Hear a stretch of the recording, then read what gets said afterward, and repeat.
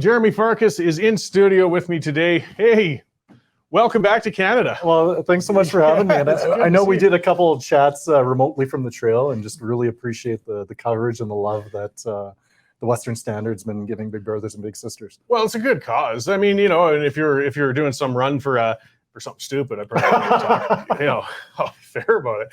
But no, it's a good cause, and it was a good creative way to do it. I mean, some people, some of that discussion, they're saying, why can't people just donate? Why they always got to do a run? Well, because that's the way it works. You bring attention to something, you make it an event, and it draws people's eyes. So we'll start with, so I'll get you to explain the whole thing in a sense, but I mean, it's been a great success. What number is the fundraising at so far? And I know there's still room to help out with this. Yeah, so by day one on the trail, we hit the $50,000 goal. And then by halfway, we hit 100,000. And then we've set this new goal of 125,000, which we're going to be fundraising until September 20th, when we are hosting sort of like a welcome home party, kind of movies from the trail kind of night at Canyon Meadows Theater. Yeah. So there's tickets that people can buy for that. But sort of rewinding a bit, the last 5.5 months have just been insane. I've ran something like 5,000 kilometers all the way from Mexico to Canada. And of course, as you said, you have to have a hook, right? There's a lot of good charities out there, but they're not all made the same. And myself, as a fiscal conservative, I spent a lot of time looking at their books and reviewing just where that money is going. And I was just really, really proud to see how their volunteer organization making a difference in the lives of kids. And that money that's being raised is actually going out the door to help kids and not on bloated administration, stuff like that. Yeah, and Big Brothers and Big Sisters, I mean, it's more like a mentoring organization for kids who might not have a household where they're getting enough time with, I guess you could say, guiding figures and so on, and they help with that sort of relationship for kids. I mean, it's very beneficial for everybody in the long run. I mean, there's a lot of good causes, but it is a good one. So start describing your run there. I mean, you documented it, and for people who aren't following, Jeromy has really documented it excellently on Facebook. You can have a look at it, and you've been posting almost a diary and pictures and thoughts. And there's some of the pictures coming up on the screen you took, with the Canadian flag and up on mountaintops. I mean, you started on the Mexican-American border, as far south as we're going to get. So I guess you're beginning in quite a desert environment. Yeah, it's pretty much all the above. My friends dropped me off at the Mexican border, and from there it was sandstorms.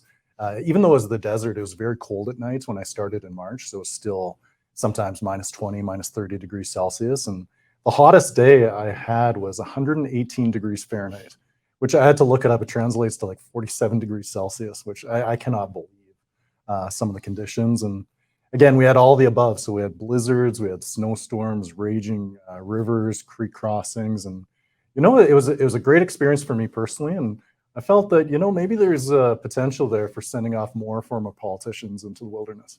Yeah, well, no doubt. Maybe some current ones too. I mean, you get a lot of time to think, though. I mean, being serious almost, I mean, what an opportunity for some introspection. I mean, the views look incredible. I'm sure you're distracted with a lot of that, or just trying to keep your legs moving, or trying not to freeze your knackers off in the night. But still, you get a lot of time to dwell on things and meditate and think of what you might do with stuff. I mean, that was, what was it, 4 months, 5 months? Yeah, 5 months. And I had a lot of close calls, a lot of challenges. I ran into frostbite and other issues. And there's a lot of times I really wanted to quit, but I had so many people from back home supporting me, supporting Big Brothers and Big Sisters, contributing, following along online. And that really helped me. And, I'll even admit to, Cory, on just a personal level, after you're done on the election night and it's a failure in a very public way, it's hard to bounce back from that. And I knew on election night, I knew I could either focus on being bitter or getting better. So I knew I wanted to continue to make a difference, and I wasn't happy to take no for an answer. And just really, really thrilled to see how Calgarians have stepped up in such a big way for such an incredible organization. Yeah, and it is a good positive bounce. Like, for people who haven't run before, don't understand necessarily. I mean, I've run before, but I never ran under illusions that I was going to win. I always did to make a statement. But I actually managed some campaigns where we had a very realistic chance of winning. And when you're that immersed in it, it's personal, it's serious. And when you narrowly lose, or or even with a wide margin, but you thought you were going to win, it's quite a blow. It takes some recovery. I mean, so that's a good, healthy way. You didn't curl up in bed and watch the world go by. You jumped on something else and got rolling. It's great. Yeah, and I wasn't ever sure how much of that support for me politically would translate into something completely different. Like, I don't think anybody on their 2022 bingo cards had Jeromy Farkas running from Mexico to Canada. No. But I had a lot of people step up in a big way. And even to his credit, former Mayor Nenshi, he did a great video for me, and a lot of funny jokes in there. You should watch it. But he's talking about, well, Farkas, I told you to go take a hike how many times, but I never thought you'd take it literally. Yeah. So it's been very, very fun to see how Calgarians have stepped up in such a big way. And now I just got to figure out what else to do with my life. Well, I wanted to get onto that a bit. I mean, you're here. We got a whole lot of political activity happening. I mean, we know it's in your blood, whether you like it or not. I mean, it's a terrible affliction. I suffer from it myself, though I'm never running for office again. Now I just sit on the sideline and pick at you guys. But have you got any plans? What's going on here? Well, on September 20th, we're going to be hosting that welcome home party. So really my focus right now is selling tickets to that. I think we still have maybe 24 tickets, so that's selling out fast, and it's bbbscalgary.ca where people can find that. But beyond that, I'm looking for opportunities to still make a difference. And for the last 5 months, I've been really good. I've been off of Twitter, but now that I'm back, it's sort of like it's a drug that you're addicted to, and I'm kind of in relapse. But I think right now, just kind of taking it easy, eating all of the ice cream, and enjoying my air conditioning. Yeah, I mean, there's just those comforts in life you'll certainly learn to appreciate a lot more. I mean, I remember the first time I had you on, because you're still kind of in the desert area and that too, and you were dealing with, I mean, well, again, the extremes. You're getting near frost at night, but you got rattlesnakes to watch out during the day and things like that. And then you hit the high country. I mean, you've got bears to look at, or even concerns, I guess, about other hikers. Actually, there's something I wanted to ask about. I worked on the Texas and Mexico border a lot in the past, oil exploration, but it could be very dangerous down there in the sense of some of the people, unfortunately. I mean, most of them were people just trying to cross and make a better life, and they're running for it. But there's a lot of, cartel activity and drug runners and so on. Was that a concern while you're doing that first south zone down there? Oh, it was pretty much everything. Like, you'd run into crazy encounters with animals like mountain lions, bears, rattlesnakes, all the above. And then I'd say the people were the best part of the experience for me. Like, I'd run into all sorts of incredible people that I never in my ordinary life would ever have the chance to. And it's about 1 in 10 or 1 in 5 who start in Mexico actually make it to Canada. So by the time you're nearing the end, like, these are people who are battle-worn buddies. Like, they're comrades who you would give everything and anything to see them finish, more so than you want to see yourself finish. So you make some incredible friends for life. But I'll be sharing more stories. You have to hitchhike a lot, which is that is an incredible tour of small town America, having gotten maybe 50 or 60 hitchhike rides. And there's some interesting people that I got to meet, and maybe I'll leave it there. Yeah, well, and the social opportunities. I mean, for crabby introverts like myself, for example, I drive Uber. I like driving it. I always have. I actually enjoy it. And part of the reason for it is I get a completely unfiltered mix of people in the back. I mean, some of them, they suck. Some of them stink, literally. I mean, in summer weather, there's I should be able to charge extra for people for personal hygiene. Well, that would be the hikers. That would be me for sure. Well, you got an excuse for when you're in the mountains for a week. At least you're in an open area, so the wind can blow it away. Yeah. But I mean, what I mean though is it's nice to get, when we're in politics, when we're at home, when we're in Alberta, we can get into our own bubbles. We only talk to our own social circles. We only talk to our own. And when you get something that's completely random, as you would be, in hiking a trail, I mean, you get every sort of person who's joining you, whether for a day or maybe they're doing a couple of weeks, or whether you're hitchhiking. I just think, likewise, an Uber, I never know who I'm going to get. And there's some very interesting, and they help me think sometimes. People, geez, I never thought of that. And, I would never get that idea from somebody here in the newsroom. Not that there's lots of ideas here. But well, it's interesting how much they say that all politics is local. Like, I did the side trip to San Francisco where their big Democrat defund the police district attorney was actually being recalled. And there's that election going on. And there's a part of Oregon and California that's actually trying to separate and go on their own as their own state. And they're frustrated. And they're frustrated with the big cities making the decisions for them. And, it's interesting. History doesn't repeat itself, but it seems like it rhymes. And for me, it was just incredible to be able to unplug.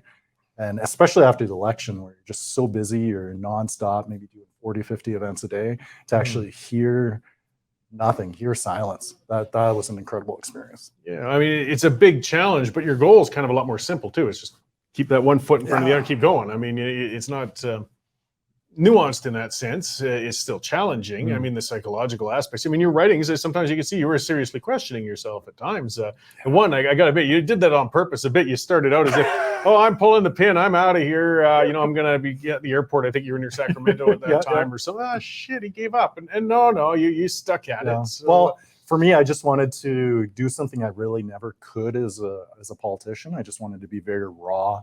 I wanted to be unfiltered. I guess as a politician, I was relatively unfiltered, but I wanted to actually show people the highs and the lows. And for me, it was an incredible experience because it made me really realize that, life is just it's not just a straight line between successes and successes. There's failures there. And for me, I think I've come back to Calgary now and probably the toughest I've ever been physically and mentally.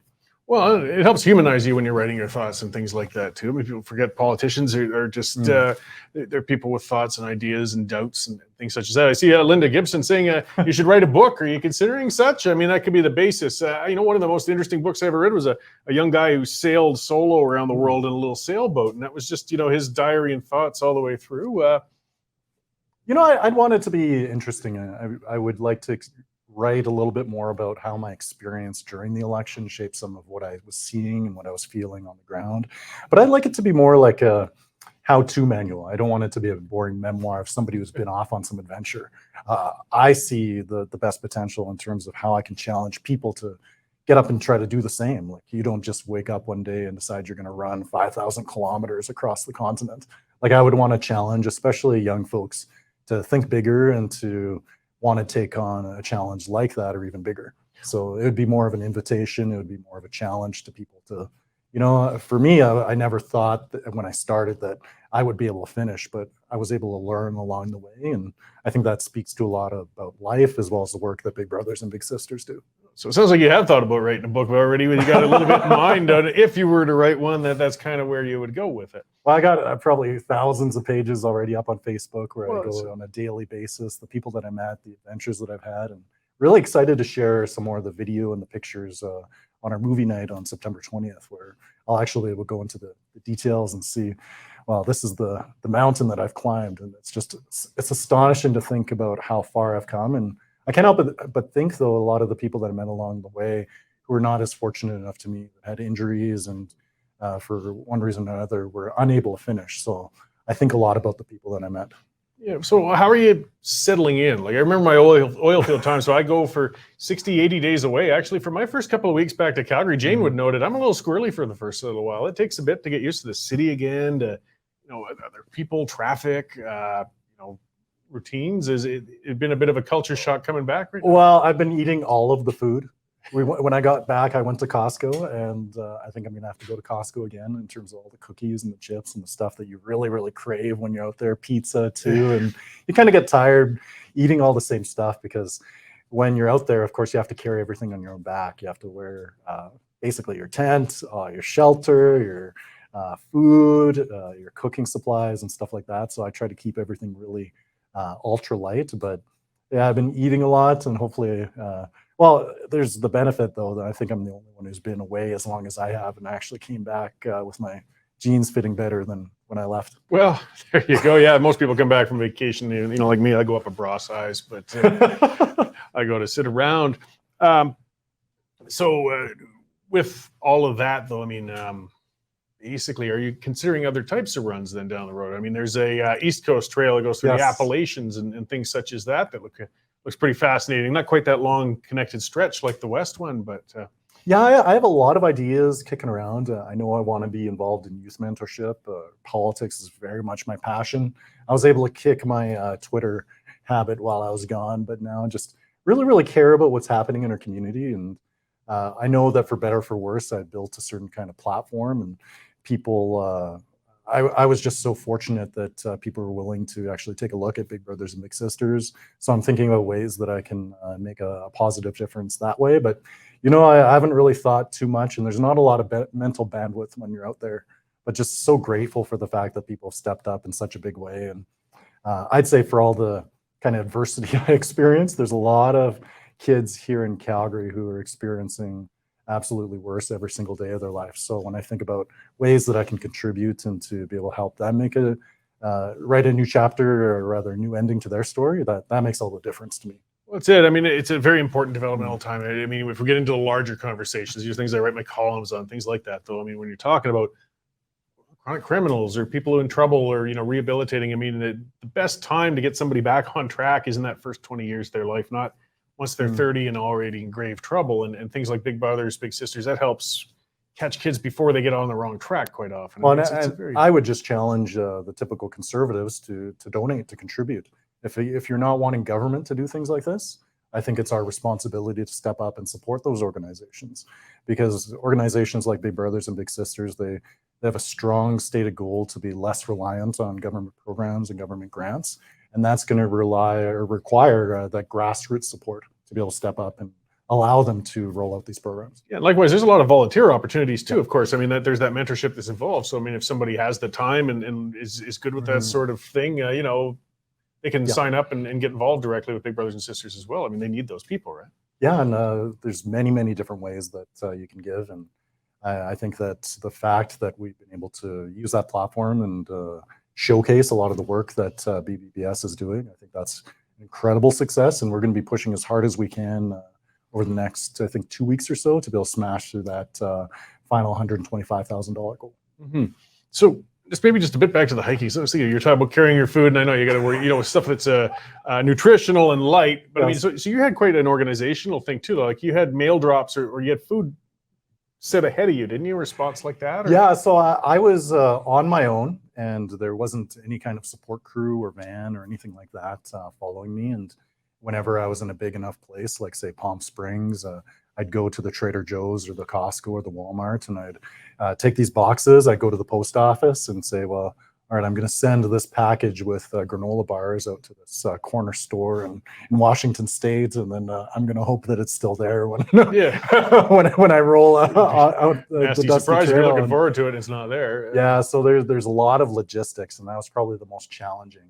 That sometimes you could be walking or running, say, 100 or 200 miles without any water in between there. So can you imagine carrying enough water to last you for a week or 2 weeks? Like that is heavy.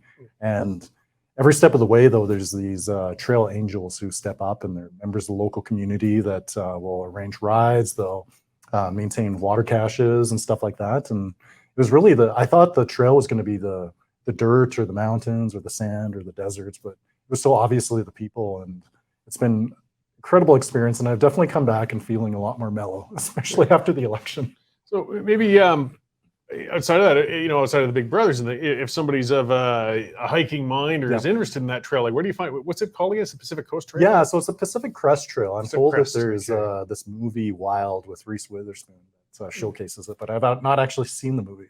Okay. But I would definitely encourage people to take a look, and there's many people I met. I think the youngest who was doing it was 5 years old, and I think the oldest was 78 that I personally met. And, there's some people who do a different section every single year, but for those who actually start in March or April and make it to the end, it's only about 1 in 5 who are able to finish. And for me, I was really lucky. A lot of things had to go right for me to be able to make it back home in decent shape. Well, and one badly twisted ankle, or there's a number of things that could happen that stop it. I mean, even if you have the best of intention, and so I mean, you'd also got nailed with COVID while you were there. I know. I think I got that in San Francisco. It's like the most ridiculous thing to get COVID when you're completely alone for many days at a time. So you get monkeypox. So, but I mean, COVID. I mean, if that's one thing I've heard from everybody who's gotten it, actually, of all the things it does, those really drains the energy out of you. So I mean, of all the things to get hit with when you've got to hike miles and miles every day, it was just an unfortunate thing to lay you up with. Yeah, my target was about a marathon every day, so I'd be aiming for about 45 kilometers every day. Toward the end, I was able to dial that up to about 70, 80 kilometers. I was able to manage, but if you're running into any sort of physical issues, injuries, stuff like that, that really makes it tough. But it also helped open my eyes to really what's possible for me personally. But I've met so many others with other physical challenges, disabilities who made a point to complete the trail that I have incredible, mad respect for them being able to finish. So with safety issues, though, I mean, some of those areas you don't have anything for cell coverage. I mean, what sort of plans did you have in case there was something untoward happen? You have to have at least a plan in mind. Yeah, I had health insurance for Canadian travelers. I had a InReach device, which is a satellite communicator, so at least I could send messages back home. And then otherwise, I had a lot of these actually like paper maps, which a lot of people made fun of me at the start because with your watches, smart watches, your cell phone, your GPS, like nobody uses paper maps anymore. But we were in a pretty remote place in the Sierra Nevada where the snow was just coming down. And it was so cold that all the electronic devices just failed. So a lot of people were just looking around, but I actually knew how to get us back to shelter and back on the trail using my paper maps. And then from there, people didn't call me Jeromy; they just called me Pathfinder. Well, there's something to be said for the tried and true. I mean, GPS is fantastic. I mean, the things we've got When it now, works, yeah. It frustrates me. I mean, as a starting rodman way back in the day, and I moved up to being a junior surveyor, and I had to learn the formulas. They wouldn't even let me touch a transit until I'd spent 2.5 years. All of that stuff and its limitations. And then GPS came along, and now somebody with a phone can get a position as accurate in elevation as what it would take me, hours or a day or two to determine in an isolated area. I mean, it's great developments, but it's nice to have the fallback and know how to read a map anyways. Yeah, even by satellite, my communicator, I could send messages with only about a 30-second delay. So anywhere in the world, which is just astonishing. But, with all the tips and the tricks and the fancy equipment, it doesn't replace you actually having to walk those miles or run those miles. So there's some really, really terrible conditions we went through. And still, though, like it was very good for me to be just out of that political situation and to be able to have the time to reflect. And as a politician for the last 4 or 5 years, I never really heard silence in the way that I did out on some of these mountaintops. So, I mean, I'll twist you back to that a little bit, though. You've been back for a little while, as you said. You've dived back into Twitter, not getting, in my way of calling people pricks and getting right on to things, but you're catching up on the issues. You're watching things. You're still politically involved. I mean, what are your thoughts on our picture today? We got a lot going on. We've got a provincial race happening. We got a federal race happening. Well, our municipal where it used to be, that's going to be stuck for 3 more years. So we'll see what happens there. Well, my message is actually the same as I left with on election night. I said I was going to support our mayor and our council and at least give them some time to be able to come into their own. And I know that to her credit, Mayor Gondek has actually sent me very supportive messages and stuff, which how cool is that? Like you're out in the middle of nowhere and your mayor back home is following what you're doing. Yeah. I'm really grateful for that. And I think as far as just the politics, I've promised big brothers and big sisters when I'm in this kind of role and not exactly a spokesman, but kind of a brand ambassador, I'm not going to be diving too deep into that political stuff. But, for me, like when I was out there, sometimes I really felt like I was definitely itching to get involved because if you don't get yourself involved, then all these decisions are made without you. And no sense in complaining if you didn't try to fix it. No, and fair enough. I mean, when you're raising funds for something like that too, it's good to have that cross-party participation. As I kind of said earlier, I mean, you used to also drive Nancy right out of his mind. I used to quite enjoy it.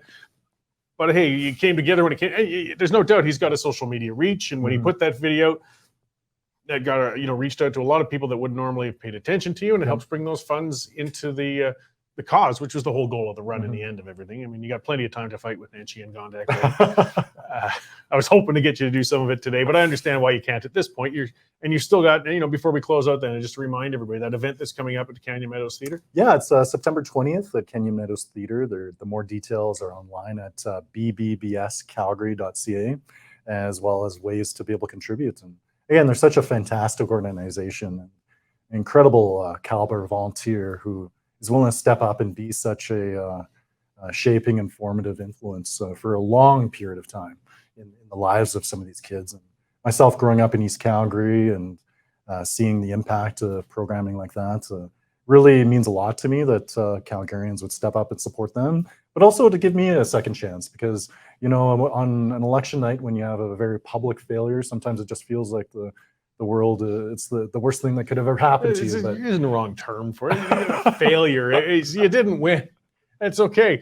Lots of people don't, I mean, it takes a few goes. Or at least you win the first some, time. you lose some. Not the first try. Yeah. So failure it's just a step. That's all. Well, I came around to really love this idea of failure because it's only truly a failure if you don't get back up on your feet and if you don't learn from it. Well, there you go. So I had a lot of mistakes and a lot of opportunities for learning out on the trail, and I think it's really sharpened my focus. And trust me, I've been thinking a lot about that past election, my own time in politics, and how if I did it again, I'd want to be better. So we can get that out at least. You ain't done. No, it's not the last where, time but you've you're heard from not me. done yet. Okay, well, right on. I appreciate you coming in to talk to us thank today. you. I really appreciate what you did on the run. It's great stuff. I mean, that's the conservative way of doing things. They aren't begging government to take care of the problem. We're encouraging each other to take care of it as a community. Absolutely. And it was a really unique and neat way to do it. And, just to encourage everybody else, you know what, Jeromy Farkas, look it up on Facebook. You can really see all of the great postings and pictures you took and things like that. So Yeah, thanks thank you again, Cory. And yeah, I'm sure we'll see you again soon. And Yeah, then I'll man. grind you on some politics stuff when you're done with your brand ambassador. And keep turning those screws. Oh yeah, thanks. My job's more angry than yours, but I enjoy it. I'm very mellow now. I couldn't sit in your chair. Right on. All right, thanks again. Yeah, thank you, sir. Yeah, cheers. All right.